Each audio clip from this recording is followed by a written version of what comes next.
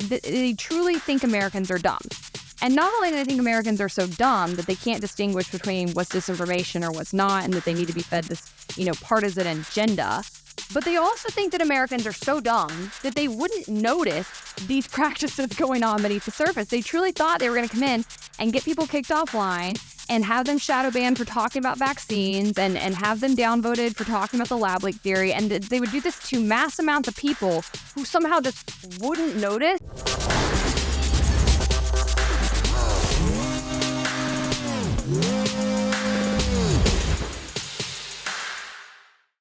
Hey guys, welcome back to the Base Politics Podcast. I'm Hannah Cox with Brad Polumbo. This week we have a follow-up on the Facebook files. That's right, there's even more emails being leaked. Also, small business owners are in hot water for self-defense and quick hits. Let's jump in. Well, we want to jump back into a story we brought to you first last week. So we started talking about the Facebook files last week. We gave you some information that we got from Jim Jordan and the committee that he's currently overseeing that is subpoenaing a lot of files from social media companies, basically looking into what role the government played in trying to pressure social media companies to censor the free speech of Americans. And what they've gotten so far is pretty damning. As we mentioned last week, the White House and multiple members within it are on paper or on email at least, pressuring Facebook to censor people for talking about things like the lab leak, their concern around vaccines, their concerns around mandates. It was pretty damning stuff. But somehow over the past week, it's gotten even worse. Jim Jordan released 2 more batches of email links that he's gotten throughout the course of this investigation. And I want to detail them for you, Brad. You've been out over the past week, so I'm not even sure you've had time to fully catch up on all this, but it is a doozy. So let's jump in. Yeah, I'm looking forward to catching up on it. I haven't seen all of them, but I did see the ones that you covered, and some of them were just downright insulting to Americans. Yeah, I mean, I think that you and I have been in D.C. enough to observe this, but a lot of people who work in the Capitol really have a lot of disdain for the everyday Americans, right? And it's kind of joked about on shows like Veep or others where they hate having to go to their districts and hate having to go meet the people that they actually represent. But I don't really find that to be too far off base. It's certainly not true for everybody, but there is a lot of that sentiment there. And these emails just reek of that elitism and just this superiority complex where you can tell they really think that Americans are stupid. And they very much feel that they not only have the right, but almost like an obligation to come in and protect them from themselves. So anyways, Jim Jordan said in 2021, this is a Twitter thread of his I'm going to be reading, but there's emails scattered throughout it. He said the White House wanted to control what narratives and true content was posted on Facebook surrounding COVID-19.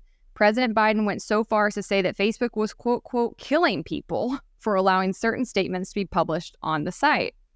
Rob Flattery, President Biden's then director of digital strategy, repeatedly put pressure on Facebook to explain its content decisions. He has an email from him that he put here where he basically is pressuring Facebook to explain to him the content decisions that they're making for how they moderate certain content, and says we have to explain to the president why there is misinformation on the internet. Do you? Okay, first off, okay, boomer. And secondly, you don't have to explain anything to the president. You should, yeah. I mean, the president does not get to control what is on the internet and what isn't on the internet. I don't know why you would have to explain that to him. And I would think anybody with 2 brain cells to rub together would understand there's obviously going to be bad, fake things online. This really is a boomer moment, right? Where you're having to tell your parents that picture of the gigantic shark washed up on the beach with babies in its mouth is AI generated. And they're like, oh, I didn't know. That's how I picture these combos going. All the tech savvy boomers and Gen Xers and everybody, but President Biden is not one of them. He's not. Absolutely not.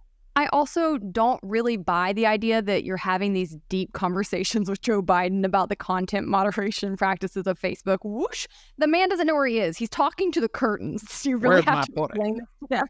I don't think that's what's happening, Jim. Or anyways, okay. I don't think that's what's actually happening. But anyways, let's go back to what Jim had to say. He went on and has more emails from Rob Flattery questioning whether Facebook was doing enough to reduce traffic from sites like the New York Post. In this email, Flattery says, I'm curious, New York Post churning out articles every day. What is supposed to happen to that from policy perspective? Does that article get a reduction label? But it goes even further. Well, That hang wasn't on. enough. Before we Yeah. go there, I have to say something about that real quick. So, full disclosure, I've written for the New York Post a number of times. They pay me, so I've received some money from the New York Post. So, I'm not an unbiased party here. But the idea that the President of the United States or his representatives on his behalf are actually pressuring tech companies to censor specific news outlets they don't like is so beyond demented, is such a grotesque attack on the freedom of press, on free speech. Imagine if Trump had done that to CNN. What would have happened? The whole media would have exploded. They would have said this is a threat to democracy. And you know what? They would have been right. But they're just, what is this, crickets? This doesn't get, I'm sure this barely even got acknowledged on mainstream media networks. I searched, and guess what? Did? Nobody is reporting on it. No, I saw some things in Fox News, a few right-wing outlets. They are not even touching this, even though it is from a sitting member of Congress, subpoenas from a congressional committee, and documented evidence that this happened. It is absolute crickets. There's no videos of any anchors talking about this on Twitter. There are no clips circulating on TikTok. Crazy. There are very few articles even written about this. It is crazy. And you're right. Hell would have had no fury had President Trump done something similar to this. I saw last week President Biden make some bogus statement about the importance of protecting the freedom of the press, and I popped off because of Julian Assange alone, right? Like, that's a big enough, like, you're an actual hypocrite. You've been one of the biggest persecutors of Julian Assange over the freedom of the press for years. But this just adds more fuel to that fire. He's completely full of it. It is, and you're right, it's not just an attack on free speech. It is an attack on the free press. And the reason that they were targeting the New York Post will become significant a little bit later in the story. I'll circle back to that. But yes, they wanted to know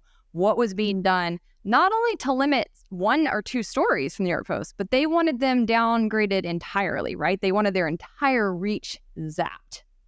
That, to me, is a really significant event. But anyways, Flattery goes on to tell Facebook that he not only wants to see some of these things downgraded or shadow banned, he actually wants to know if Facebook can kick people off of its website who say things that they don't like. And then they kept going. Flattery demanded that Facebook play ball and work with the White House on censorship, and he called this his dream. He said, "It's my dream for Facebook to play ball with the White House." What? And then he also questioned whether Facebook could change its algorithm so users saw more posts from the New York Times and less from the Daily Wire and Tommy Loren, who's a Fox News commentator. So it wasn't just the New York Post. They were especially worried about the New York Post. But also, he wanted to see if they could downgrade these other right-leaning sources and also promote the New York Times. Which, by the way, I know the New York Times has been seen as this, venerable website for years and years and years. They post more fake information than I've ever seen coming out of places like the New York Post. Seriously, I cover the New York Times getting played, getting things wrong, making errors all the time. So the idea that they're trying to fight disinformation with this campaign is just, they're completely full of it. Because if that was actually what they were after, these news sources, there's not one that's more factual than the other. It is all about playing partisan politics here. Well, I guess that's subjective. So I guess what I would say is, even if there were one that was more factual than the other, I still think it would be very inappropriate for the president's representatives to be lobbying for the censorship of certain outlets and the promotion of other outlets at these tech companies. But I will say, like, if they actually were just concerned about misinformation and just credible sources, then you would see them calling to censor or down promote massive left-wing disinformation pages. Like Occupy Democrats is this massive page that posts false or misleading information all the time, way more than, Daily Wire or whoever, and has massive online reach. You'd see them, if they were truly concerned about disinformation, you'd see them saying, like, okay, here are these not credible sources we want you to downvote, and there would be a mix. It wouldn't only be right-wing outlets. And then they would have authoritative sites they do want to upvote, and it wouldn't only be liberal outlets. They'd include the Wall Street Journal editorial page. They'd include National Review. They'd include Reason, places that have ideological bents that are right of center but have high journalistic standards. They don't do that, and that gives away the game. I think that's true, but I also think that when they try to couch this sort of thing and being concerned about disinformation, it's really important to note that they actually aren't distinguishing between outlets that are more trustworthy versus the other. And in some of their emails, you actually see their mentality and trying to approach some of this. It's like I said earlier, it's a very paternalistic kind of mindset. Courtney Rowe, who at the time was President Biden's head of strategic communications and public engagement for the COVID-19 response, she actually mocked real Americans' ability to determine what's true and what isn't online. In an email, she said, "Would be great to follow up with Cyrus. Love that broken down by region and demographics, but equally important, how do we work with you all to push back on it being disinformation? If someone is in rural Arkansas and they see something on Facebook, it's the truth." So there you have it. It's not, they truly think Americans are dumb. And not only do they think Americans are so dumb that they can't distinguish between what's disinformation or what's not, and that they need to be fed this, partisan agenda, but they also think that Americans are so dumb that they wouldn't notice these practices going on beneath the surface. They truly thought they were going to come in and get people kicked offline and have them shadow banned for talking about vaccines and have them downvoted for talking about the lab leak theory. And they would do this to mass amounts of people who somehow just wouldn't notice that they were all having this happen to them for the same reason and wouldn't start to rise up and wouldn't start to push back. I mean, that is how little they actually think of the American people. And it's that, to me, that I think is just such a knife in the stomach. I think it's a disgusting way for leaders to look at the people that they govern. And I really think the average American needs to be more aware of just the utter contempt many of these people have for them and the complete confidence they have in their own abilities to just shove an agenda down the throats of Americans. Yeah, I mean, it's just insulting in part because they think that, liberal, educated people in the cities don't fall for misinformation. Really? You look at polls about what percentage of Democrats believe Russia hacked the 2016 election and changed the results. Shockingly high percentages. What percentage think that Trump colluded with Russia, even though that was not true? And after investigating, they still believe it, right? There's so many narratives I could point to that people on the left believe that are just not true. And that's also true for the right. But it's like this idea that only the rude Republican rural people fall for misinformation on Facebook. I'm sorry, no. You and I see cringe, liberal, low IQ content that's easily debunked in 3 seconds all the time blowing up on social media, but they don't care about that because that's their side. And that's the whole thing here is completely partisan, which is just contemptible. And they don't get called on it. I saw a video on Twitter earlier today of infants literally fresh from the womb in the hospital with masks on. That's the left falling for complete misinformation with actual catastrophic consequences, but that never gets called out. That doesn't get checked. And so they're able to be just vastly wrong about a number of things. And they just keep going, and or their fact checkers continue to lie for them. And that's going to come in play in just a moment. But as we've seen with the lab leak theory, as we're finding out more and more and more damning evidence that continues to point to the likelihood that that is where COVID came from, you still don't see any kind of mea culpa coming from the mainstream media. In fact, they're still running water for the scientists that were pushing false information. They're still trying to fact check the lab leak to try to discredit the sources around it. It's actually quite phenomenal to watch the machine just work to try to protect the people from that camp. But anyways, as Jim Jordan's emails go on to point out, Facebook did comply. I know that this makes people want to go after Facebook. I'm not saying what they did was right or ethical, but what I am saying is when you have the White House and the whole pressure of the U.S. government coming down on your throat, and it's comply or have antitrust regulation levied at you or have your taxes raised, I think the fact is most businesses will go along. So Facebook started communicating, and behind the scenes, they were talking about how they could try to please the White House. Basically, one employee tried to explain to the White House that if the company couldn't remove content, it would at least try to contain it. Flattery continued to press for more content moderation and control on what he called, quote, quote, bad content. These emails say, that's why, from a product perspective, it's so important to look at mechanisms. If we can't remove it, at least we need to contain it. And Rob, we're keen on what platforms are doing to reduce the speed of bad information. that platforms are not funneling people towards bad content. That's our primary concern. So Facebook's essentially saying, we can't necessarily take all this down. People are going to catch on, but maybe we can shadow ban them. And he's like, yeah, that's our main concern. We just want to make sure that the algorithm isn't like bringing them to what we have labeled bad content. And I think this email from a Facebook employee on how they ultimately proceeded is so telling about many of the problems with media and social media right now. The employee goes, we attack virality aspects through feed demotions. We remove content that can lead to imminent physical harm. For content that doesn't meet that threshold, we instituted borderline demotions. For example, someone sharing negative side effect post.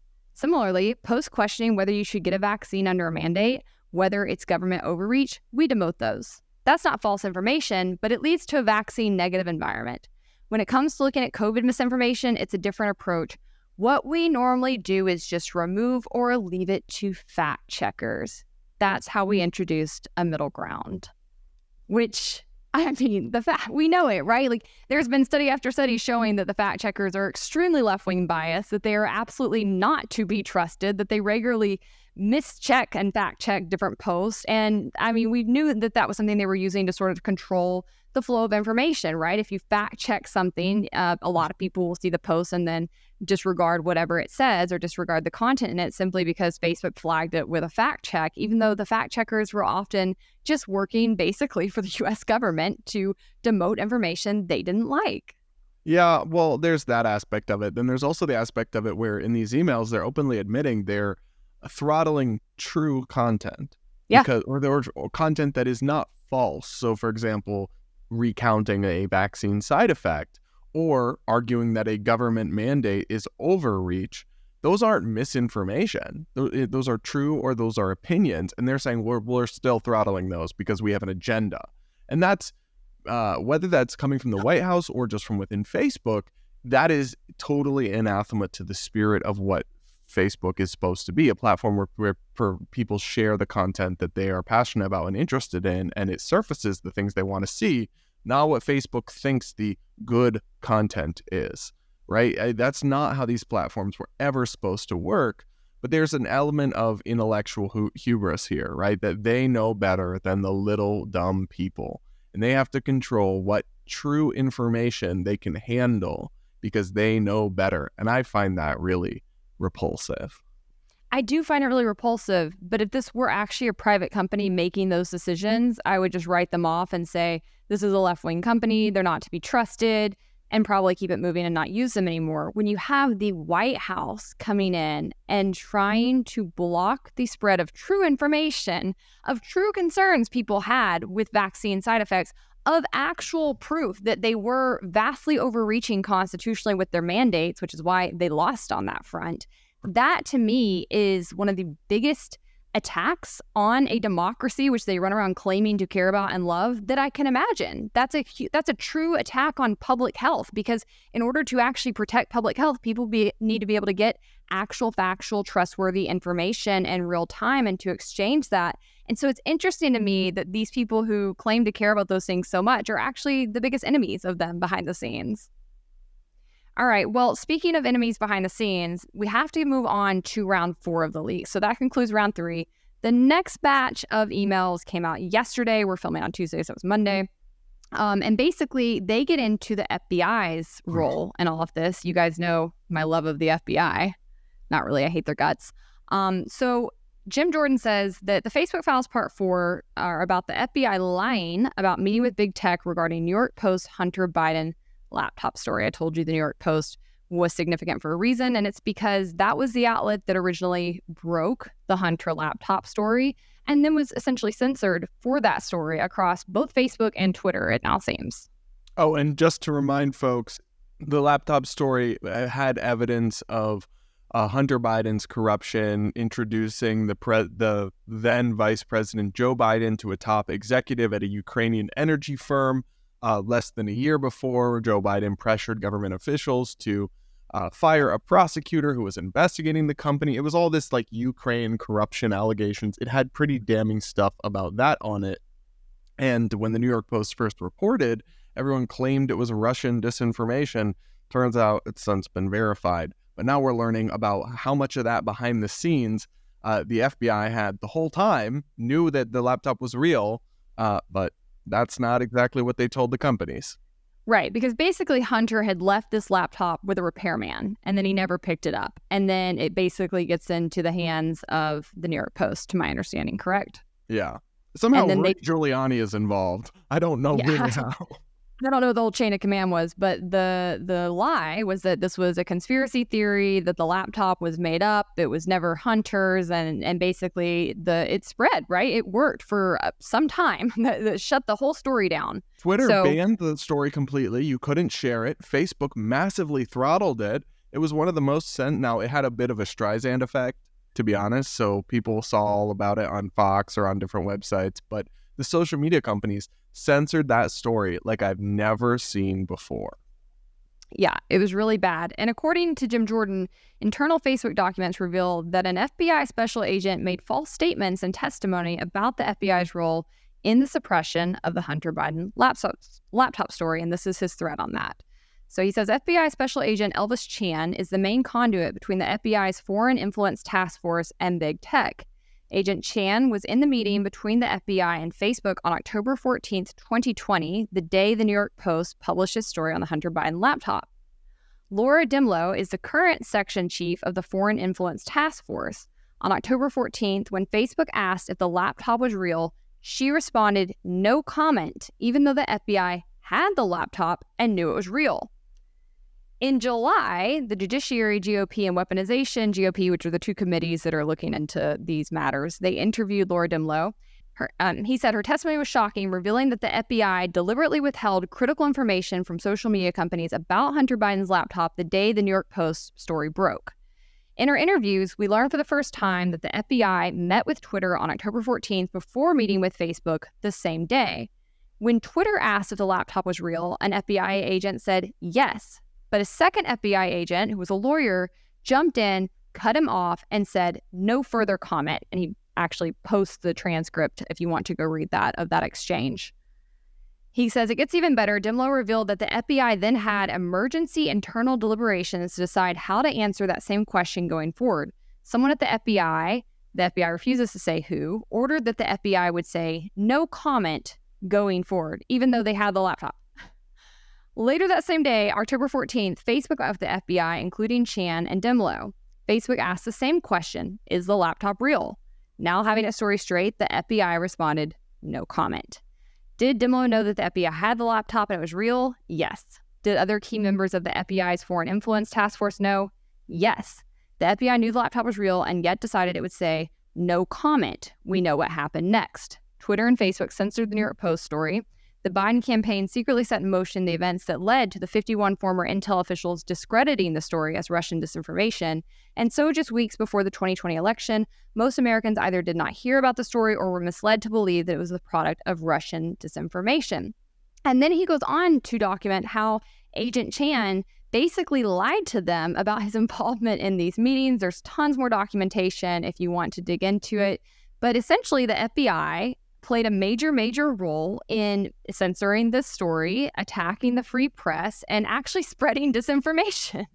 Yeah, because for folks that don't know, it's pretty typical to go when there's a story like this, to go to, and reporters are reporting something, other people will go to government sources to confirm it. And they will say, yes, that's real. Yes, these leaked documents are accurate, blah, blah, blah. And so it was a very deliberate and conscious choice to say no comment when they knew it was real. And they knew what that meant. They knew that that would mean that it would be suppressed, it would be censored. At least you can assume they had an idea of that.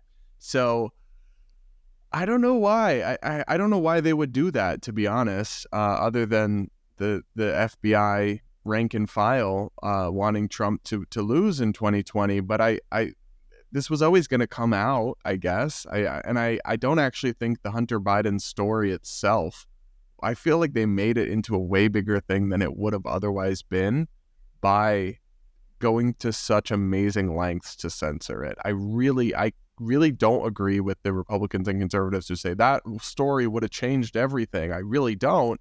But now they're able to grasp at those straws because there was such malfeasance here.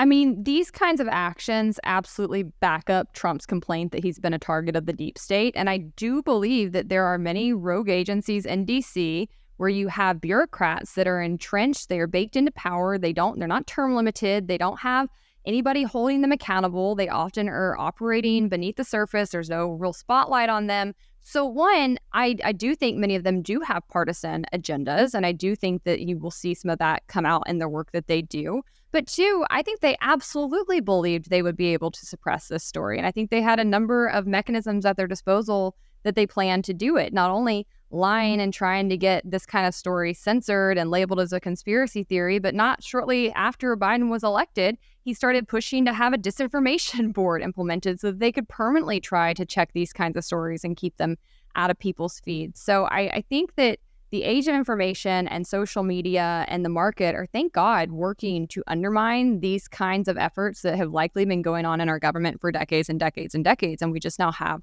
more tools at our disposal to catch them and hold them accountable. And we have independent media that's really starting to gain power and steam and start to be able to bring people the truth, even when the mainstream media is essentially just acting like a lapdog for these people. But I think that this is in keeping with the FBI's character. Nothing about this surprises me. The FBI is a terrible agency. It should be completely defunded and eradicated, in my opinion. I think they've been doing things that are anti-constitutional for many, many years. And I have been pleased over the past, year or two to see conservatives finally waking up to the problems with this agency because they run pretty deep.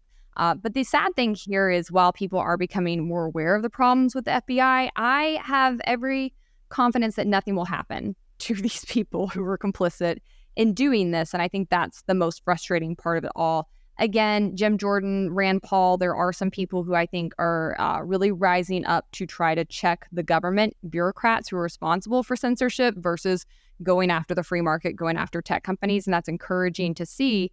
But the reality is they're not going to be joined by Democrats at this point because Democrats no longer really seem to care about these issues that really define them for much of their existence. And without that, I don't think you're going to see a meaningful evolution to where these people are actually held accountable or this kind of thing doesn't happen again. Hey guys, Brad here. I just want to make sure you're staying in the loop on all things space politics. We've also got 2 new shows you should check out. One is my new show, Damage Control, where I'm teaming up with right-of-center LGBT guests to restore sanity on these increasingly unhinged issues. Then there's Hannah's show, Propaganda, where she's reacting to videos of police brutality and exposing the systemic flaws in the U.S. criminal justice system. Check these all out on our individual Facebook and YouTube pages. And remember, Base Politics is a nonprofit organization, so you can help us move the culture through content by going to base-politics.com and donating today. All right, well, now let's turn our attention to a truly insane and disturbing story out of, guess where? California, where a pair of 2 workers at a 7-Eleven store are now being investigated for assault because of the way they responded when a repeat thief was robbing their store blatantly. Let's roll this local news clip to catch you up with what went down. Following developing news in Stockton, we have now learned the store clerks seen on a video beating a man who was trying to steal from their store are now under investigation for assault. So here's how it all started. The video shows this man going into a 7-Eleven in Stockton and emptying shelves of cigarettes into that large trash can. The video then shows the 2 clerks try to stop him before hitting him with a stick more than 24 times. The store clerks now say this man stole from their store 2 other times and threatened them. Stockton police say they are investigating the man who was beaten for robbery and the clerks for assault. When the investigation is complete, it will be sent to the San Joaquin County District Attorney for review. Then it's going to be up to the DA to determine what charges, if any, are filed against the store clerks. So there's more to this story that you didn't get from just that news package. I watched the full video of the encounter, which we're not going to play, but the robber threatens them and he intimates that he has either a knife or a gun or some kind of weapon and threatens to use it against them. And then he is robbing the store and these people take him down. And you know what? Broadly speaking, I'm not a fan of vigilantism. But when I saw this video, my reaction was good for them. Apparently, this store is owned by Sikh, and they were having none of it, of this blatant criminality that California has downgraded in its legal code, and that some prosecutors there have started rarely prosecuting. Robbing somebody and threatening them isn't okay. And if you know the police aren't going to do anything about it, at some point you have to take things into your own hands. So it's not like they killed the guy, right? They just gave him a little bit of an ass whooping, and frankly, no less than he deserved. I guess he tried that in a small town, huh? Do you think that's what Jason Aldean meant by his song? I don't think he did. But I'm glad there's more context to the story, because I really didn't know which way to go when I first watched it. It looks like a pretty severe beating. And while I am 100% against theft, I think these people should be dealt with swiftly. My first reaction is just call the police. But then you see where it's at, and you realize that there's a pretty good chance the police would not respond in that area or do anything about it. And from my understanding, this was not the first time they had been targeted by this specific shoplifter. This exact thief had robbed that exact 7-Eleven already 2 times within the same 24-hour period. Yeah. And so that is the inevitability of these kinds of policies. If you remove police from dealing with actual crimes, from really dealing with the crimes against people's person or their property, eventually people will take things into their own hands, and it's not going to be pretty, and you are going to have vigilante justice. In this situation, it seems they were more than justified in taking these kinds of actions, especially if he was threatening them with something more than just stealing from them. He's threatening to hurt you. Then you have every right to protect yourself and protect anybody else in your store from that guy. But that's kind of an unfortunate, uncivilized consequence, I guess, of having these sort of regressive policies on the books. Is you're not going to create a more peaceful society. You're not going to have a world where everybody just joins hands and sings Kumbaya. You're going to have more and more instances of this. And it's just not what we want in a society. If police are going to exist and get the billions of dollars that they do every year, then they absolutely need to be interfering in these kinds of situations so that people don't have to take things into their own hands. Fortunately, none of the good guys were hurt here, but there is always that reality too, right? When you start attacking somebody or entering into a self-defense conflict, you still could get hurt. Even if you have your own weapon on you, you really don't know how it's going to go. Bystanders could be hurt. So nothing about this is good. And the whole thing just reeks of systemic failure, I think, on the part of this locality and state. And so people are contacting the prosecutor and trying to get them, because they're being investigated. So the DA there will then decide whether to charge these people with assault. And I think, we saw something similar, though he eventually dropped the charges. Alvin Bragg in New York City, he charged some convenience store owner who defended himself with a crime. And these prosecutors don't want to charge anything, and then sometimes seem to bring charges in these clear self-defense cases. So we have no idea if they will or not. They may not, but I'm sure hoping they don't, because that would be a grave miscarriage of justice. If somebody comes into your store, starts stealing your stuff, threatens to kill you, says they have a weapon, and you subdue them with physical force and give them a little bit. To be fair, they kept whacking him even once he was down. You know what? Can't blame them. To be honest, can't blame them. And it's not like they killed him or any. It's like they just gave him a little bit of a butt kick, right? Like the comments section, Hannah. I want to read you some of these because they're pretty entertaining. This is the comments to the viral video on Twitter. Somebody says, "This is real masculinity." Another person said, "He's stealing all of the cigarettes because he's hungry." And then somebody else says, $5 says he thinks twice before doing that again. Another person says, F around and find out. This is awesome. Hope to see more like it. Another person says, wow, that was highly satisfying. Catherine Brodsky, who I follow on Twitter, I like her, said, when law and order isn't kept by society, members of society will take it upon themselves. Also, I didn't see nothing. I mean, but she's right. She's absolutely correct. And if you let somebody be bullied enough, eventually they will rise up and defend themselves. That's just human nature. And, this makes me think of Atlas Shrugged, honestly. You cannot just consistently let the good guys in society be victimized and expect them not to either walk away from contributing to society or to start fighting back. And I think this is one of many examples you see where our country is becoming so punitive towards people who do the right thing, who work hard, who invest in their communities, who are offering services you need in a community. And now you even have a system where the laws aren't even necessarily protecting those people, much less the public sentiment.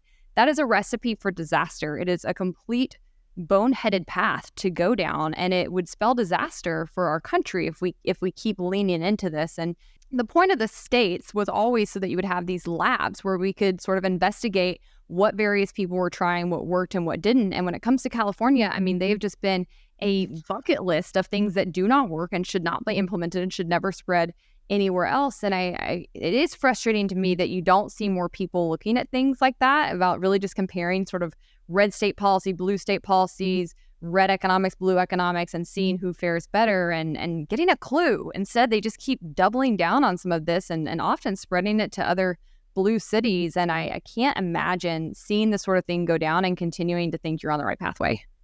All right. Well, now let's move on to our quick hit segment. And up first, we've got something that just makes me want to pull my hair out. We have a clip here of a woman named Cheryl Rex. She is the mother of Dylan Marola, who is one of the U.S. service members who was killed during the botched withdrawal of our troops from Afghanistan under President Biden, when he brought our troops home, basically went about it all the wrong way. I supported it, but he went about it all the wrong way. He pulled the troops out before pulling out our civilians, and then had to send troops back in, and then several of them were killed in an airport bombing. And now we're hearing this. They just had a hearing on the families of the people that were lost in this incident, speaking out about how they feel it was mishandled and how they feel this administration, including the president himself, has behaved bizarrely in the aftermath. Let's take a listen to this clip from Cheryl Rex, the mother of one of the fallen soldiers, about what Biden said to her when her son was brought home from overseas.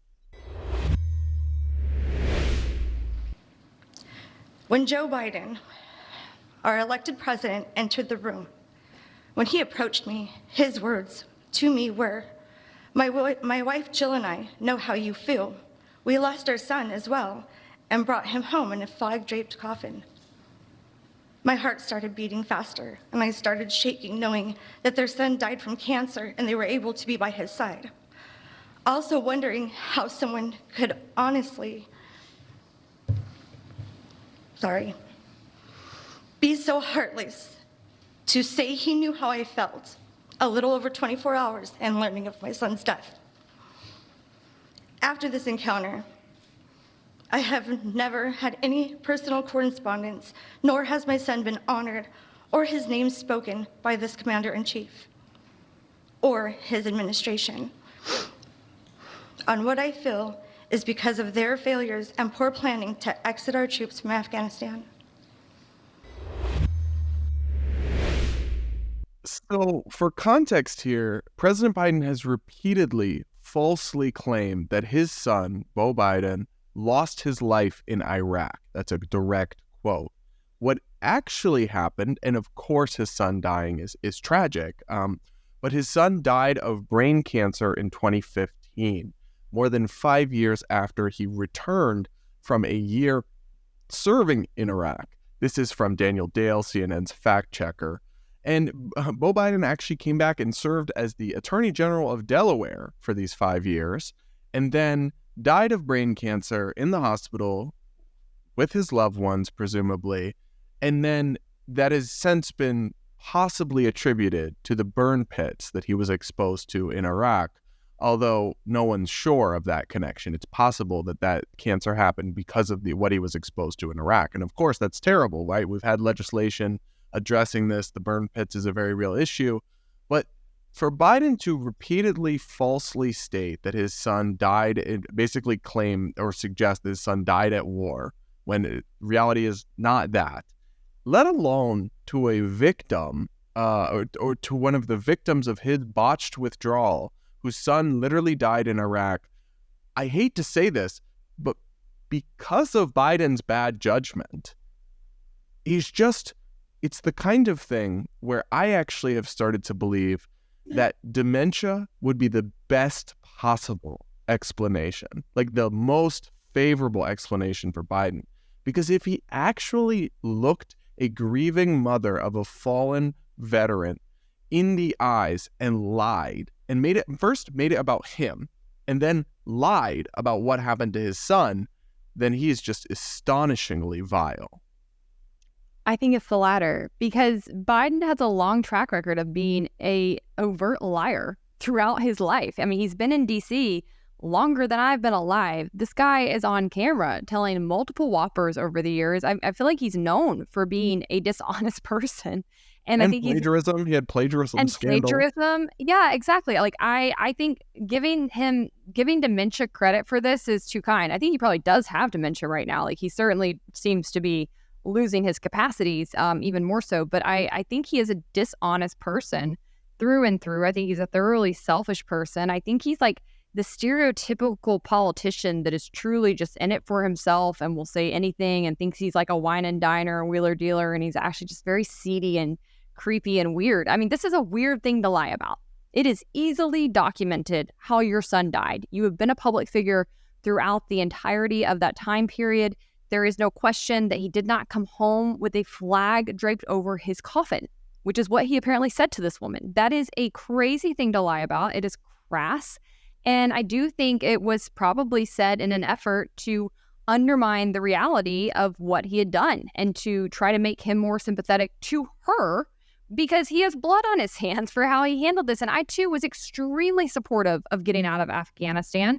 But leaving Afghanistan, the actual plan and the strategy of withdrawing was as badly implemented as the war itself. It was a complete disaster. It was inexcusable the way that they handled that.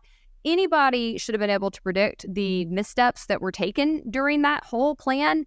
I just think there should be a place where he's coming from that's more humble, where he is apologizing, where he is, if you're commander in chief, you're the leader of the free world, take responsibility, man up, even when things go wrong. That's what a leader actually does. They don't try to shove off blame. They don't try to play victim themselves. The whole thing's despicable. But again, par for the course of this guy. Yeah, and I will say this is the kind of thing he gets away with because of mainstream media. Like, they will fact check these kinds of statements, but they'll do it like quietly, like in a tweet or in one article or one segment. But then they would do untold hours of coverage fact checking Trump's blatant lying, to be fair, about like how big crowd sizes were, right? Like at his inauguration, which, while a very stupid thing to lie about, is also like not super consequential. Whereas Trump lied all the time, but often about like petty, tiny things. Biden lies less frequently, but a much more consequential thing. And I think something like this is profoundly indicative of who a person is and how our president conducts himself. And it doesn't get totally not covered in mainstream media, but it gets a fraction of the attention it would if a Republican president engaged in this kind of a lie, which, to be fair, they have, right? But in those cases, it gets a lot more coverage. And that makes me very depressed about the state of the media. I mean, the same thing that and also because whether we like it or not, the mainstream media has a big impact on the Biden administration. Like, for example, President Biden finally acknowledged his granddaughter that he had ignored for the first several years of her life, the Hunter Biden's illegitimate child, because after all the months and months of right-wing media coverage, one New York Times columnist finally published a softly critical op-ed calling on Biden to do better.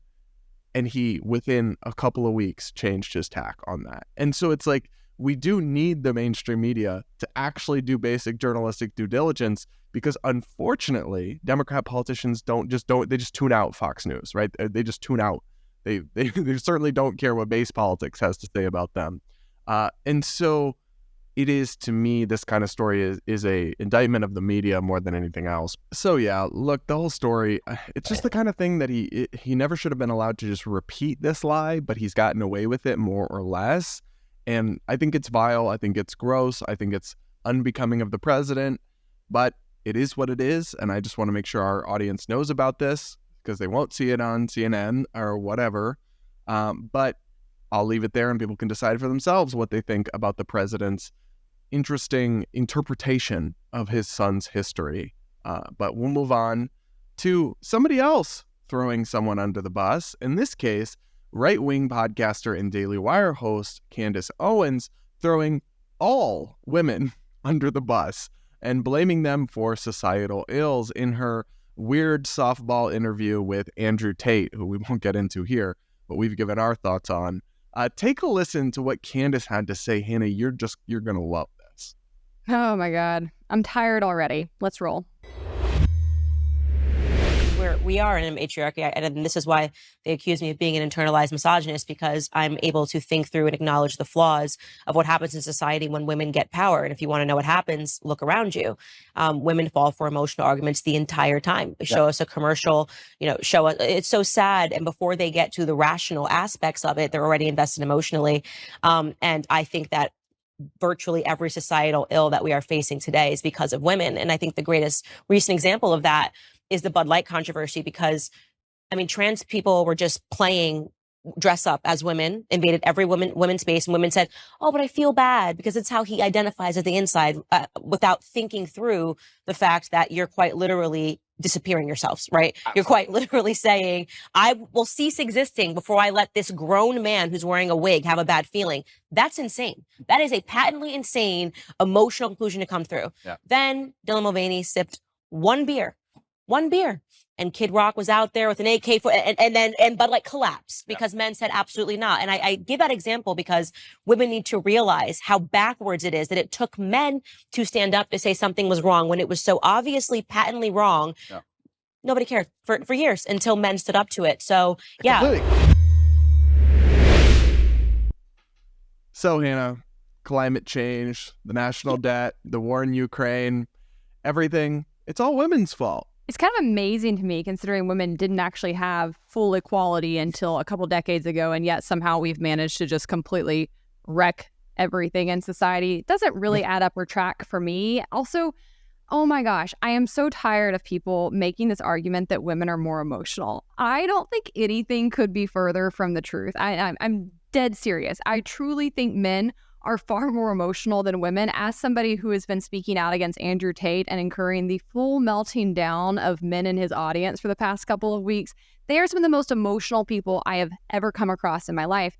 I think men get away with being really emotional oftentimes because they cage their emotions in anger, which is an emotion, but because they tend to lead with that, they try to say that women are not as rational, not as logical, more emotional. No, I don't think that there's anything scientifically that backs that up, actually. Women often have very good control of their emotions, very good grasp on reason and logic. But it's meant to undermine women as a whole, right? It's meant to discount their feelings, their reactions to things, to say, like, you're just so frail, you can't be trusted even to make your own judgments or decisions. The whole thing is perverse. And Candace has made her entire living as being someone who will say terrible things about Black people, about other women. And this is just, I don't understand how you feel good having a career like she does. I'm not surprised to see her saying this kind of thing on air. But she's one of many conservative journalists over the past weeks, and I say journalists very loosely here, who has given complete softball interviews to this guy who is a predator, Andrew Tate, and continue to just try to kiss up to him. Not only do they give him softball interviews, but her and Tucker, they both are like auditioning to be his friend. It is so weird to watch. I don't get it. It's very what we would call in the music industry gurmy. Like, you're just so desperate to be around somebody you think is cool. Very weird look for her. Yeah, and I'll say this. It's like, you're saying we live in a matriarchy when we've never had a female president. Vastly more of our politicians are men. Vastly more of our CEOs are men. And we can discuss those things, but like, the idea that we live in a matriarchy is just absurd. And I don't think you can blame either gender for all the world's problems, right? Like, genders, it's this weird collectivism. All men, all women, all these generalizations. Even like this idea that men or women are more emotional than the other. I think they're emotional in different ways about different things. And I think individuals vary wildly, right? Like, these broad, all this gender war commentary that has these enormously broad brushstrokes, that men this, men that.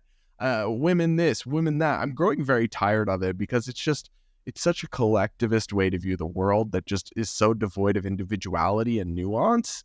And I just think there's something contemptible about someone like Candace Owens throwing women, of which she is one, under the bus, saying they're to blame for all the social ills for the approval of men, including in this case, she's trying to get the approval of a pretty contemptible man, Andrew Tate, who has, we've talked about it, boasted at the very least is a pimp and a pornographer who exploited women for money, and at worst is accused of heinous crimes. And you are sucking up for his approval by bashing on your own group and saying they're all terribly and to blame for all the world's problems. Like, it's really giving pick me, and it's really just devoid of any nuance or integrity or intellectual curiosity or honesty. It's just so, I don't know, I get really depressed that people with such large profiles are just so willing and so eager to turn on their own groups and to immolate their credibility, light it on fire, just for, some short-term boosts in engagement and views or whatever, or the approval of popular but reprehensible people. I guess I'd rather have no platform at all than gain one by doing stuff like this. And Brad hasn't seen Barbie yet, so guys, we can't discuss it on air, even though I know a lot of you have asked for us to do that. But I did write a piece about Barbie and its message that is essentially this, right? It is essentially that you don't want people to be at war with one another. The men and women in society should not be fighting. It's just another form of class warfare, if you will. It keeps us divided. It keeps us from actually tackling the real enemies, the real people doing things wrong to both genders in society.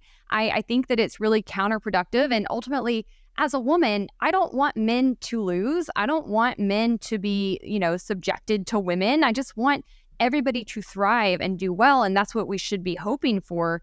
I think there's a lot of work to do in a post-equality world to figure out how men and women can best relate to one another, what new sort of roles look like for men and women in relationships now that there is more financial equality. And those are worthwhile discussions to be had. But this whole thing of blaming one another, not only for your own failures or faults in life, but also for society's faults and issues at large, is really, it's not going to go anywhere good. It's not going to actually help us get to a better place to help people have healthier, happier lives. So I really think she's somebody who uses every bit of attention she gets for evil. And I don't know how she sleeps with herself at night, but good luck to her. Hope she's got some good prescription meds. All right. So finally, one last story. There's this viral video going around that people are saying is a girl buying groceries using a chip in her hand. Take a look at this. I'm at Whole Foods and I'm about to pay for my groceries with my... It'll work.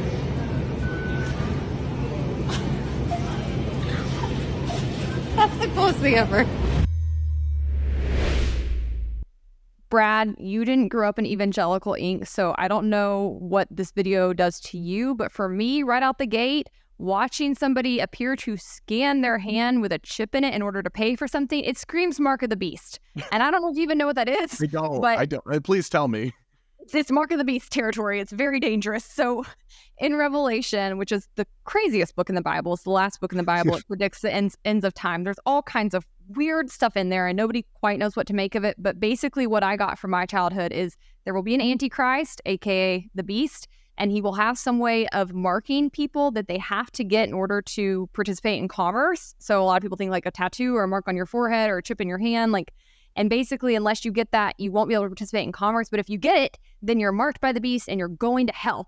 And that, to me, this looks like it's straight out of Left Behind. Like, I can't even deal with it. Is this what's happening, though? Because I've seen conflicting reports that she doesn't actually have a chip in her hand. So she does have a chip in her hand. In fact, this is a TikToker who is branded as Chip Girl because she first went viral. She has millions of followers on TikTok because she replaced the keys to her house with a chip in her hand. So she's like a new techie person and she's like trying to evolve humanity. However, it appears that she didn't actually buy the groceries with the chip in her hand. So apparently I did some digging. Whole Foods is now implementing a system where customers can scan their palms and that are linked to a payment account. So that is what's presumably going on in this video. It's not her chip, although she does have a chip. It is her having signed up for this program where you can scan your palm and it makes your payment. I want to read some of the comments on this because I found them very funny. Someone said, the simulation is out of control. Another person said, I think she just slipped her credit card up her sleeve, which she didn't, but they were onto something. It wasn't what it seemed. And somebody else said, as if carrying a small plastic card is too much of a burden. Another person said, it's a palm scan, do some research, which actually put me onto this Amazon tech, allowing people to scan their palms. And then another person said, this lady is probably the neighbor that would turn you in for not being compliant. Absolutely pathetic. She has no clue. I guess my take on this is it's part of a broader technological and governmental shift away from cash. But what folks need to understand is that, like, the more you personalize currency, the more ability there is for central parties to control it, whether that is tech companies, financial institutions, or the government. So it's like, if say that this was widely adopted and all of a sudden all your payments are linked to your hand, that means they're all tracked somewhere. That means somebody could access them. It's like, you will lose financial privacy under this kind of system. And it's the kind of thing where it's like, in itself, it's not a big deal if people start scanning their palms at Whole Foods, right? But it's just, to me, it's part of this technological evolution away from cash that I am concerned about. And there's just something creepy about it. It's creepy. Right. It might not be Mark of the Beast Antichrist territory. I'm still not convinced it's not. But either way, it's not a good idea. I don't like where this is going, and I will not be participating. No thanks. You're not going to get your... I have to confess, I got Clear for airports, and you have to let them scan your eyeballs, and you use your eyeballs to scan in, but you get to cut the security line. So I am a hypocrite if I bash this person too much, because I have personally engaged in the technological dystopia for convenience. But look, I don't know. The whole augmented tech thing, where instead of like a new device, it's like a new thing implanted or whatever, kind of gives me the heebie-jeebies. Yeah, they did that to me on my flight to Paris. I didn't know what was happening. They just like grabbed my face and scanned it, and they didn't want my boarding pass on the plane. And I was like, wait, what just happened? What did you do? I'm like, no, I didn't sign up for this. And somehow they got me too. So some of it might be inevitable. I don't know. But as best I can, I will be resisting, because I feel very creeped out by it. All right, well, let's move on to our hot takes. Mine this week, I feel like I'm going to regret telling you guys, but I do feel strongly about it, which is that bathing is the worst. I hate bathing. Like, I do it. So nobody call me gross. I do it regularly, but I detest it. There's nothing I like less than having to take a shower, especially when you have to wash your hair. It is the bane of my existence. I find it incredibly tedious. Everything about it, it makes it's so cold when you get out, and then you got to put on lotion, and then you're sticky, and then the feel of wet hair is just disgusting. I have a real sensory issue with bathing and showering, and I would love, this is the one area, you asked me one time if I ever wished I was a man. This is the one area of life I'm like, it'd be so great to be a man. It'd be so easy. You just pop in there, lather up, jump out, you're like instantly dry. That would be cool. Yeah, I guess I can't relate, because it takes like if I need to shower in 5 minutes, I can. Yeah, can't relate.